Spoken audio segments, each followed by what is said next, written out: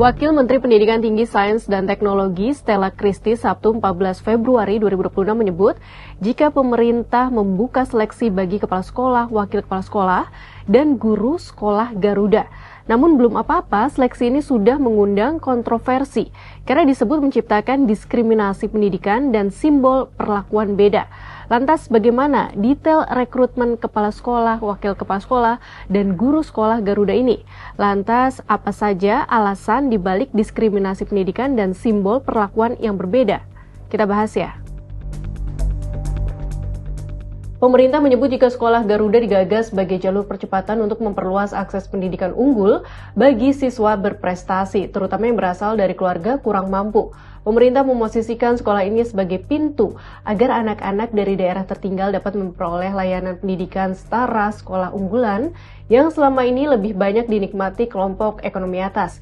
4 sekolah tahap awal dibangun di Kabupaten Timur Tengah Selatan atau Nusa Tenggara Timur, Tanjung Selor, Kalimantan Utara, Konawe Selatan, Sulawesi Tenggara, dan Belitung Timur, Bangka Belitung.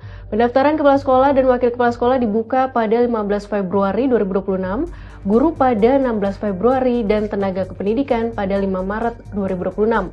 Kontroversi sekolah Garuda muncul karena publik melihat kemiripan pola dengan rintisan sekolah bertaraf internasional atau RSBI dan sekolah bertaraf internasional atau SBI yang pernah berjalan selama 7 tahun.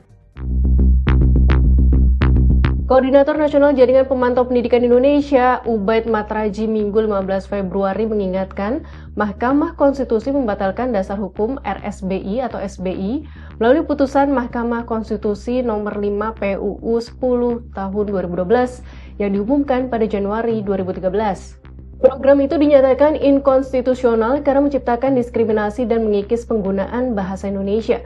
Ubaid menyebut kebijakan sekolah Garuda ini sebagai kemunduran dan berbahaya karena membangun kembali sistem pendidikan yang berlapis-lapis. Padahal seharusnya pendidikan menjadi instrumen pemerataan, bukan mesin pencipta kasta. Hal lain yang memicu polemik yaitu soal rekrutmen sumber daya manusia. Dalam seleksi ini, pemerintah membutuhkan 4 kepala sekolah, 16 wakil kepala sekolah, dan 96 tenaga kependidikan melalui mekanisme mutasi. Sementara posisi guru dibutuhkan sebanyak 96 orang melalui seleksi P3K.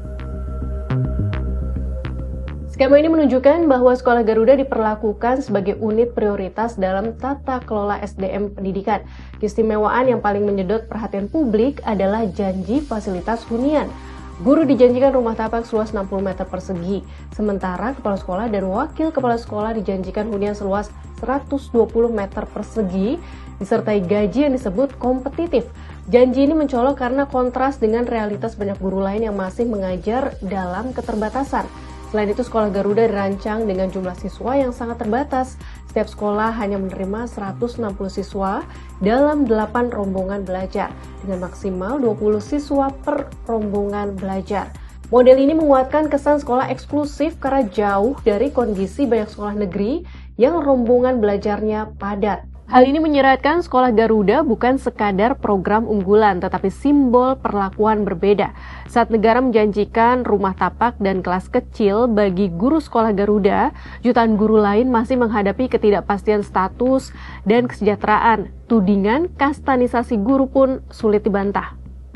Terkait polemik ini, Koordinator Perhimpunan Pendidikan dan Guru atau P2G Satriwan Salim menilai kebijakan memberi fasilitas tinggi pada satu kelompok guru berisiko memperdalam rasa ketidakadilan. Satriwan menyebut masih banyak guru non-ASN baik di sekolah negeri maupun swasta yang menerima gaji di bawah standar hidup layak. Risiko lain adalah terjadinya perpindahan guru terbaik dari sekolah umum ke sekolah Garuda. Satriwan memperingatkan bahwa guru-guru terbaik yang kini mengajar di sekolah umum bisa tergoda demi pendapatan dan pengembangan diri. Akibatnya, kualitas pengajaran di sekolah reguler bisa makin terabaikan dan jurang mutu pendidikan semakin melebar. Sahabat Kompas, apakah sekolah Garuda nantinya menjadi solusi atau sebaliknya justru menambah beban pemerataan pendidikan yang sebelumnya sudah ruwet dan belum terselesaikan? Dan apakah pemerintah berani menata ulang kesejahteraan guru secara menyeluruh agar keadilan pendidikan tidak sekadar menjadi slogan kosong?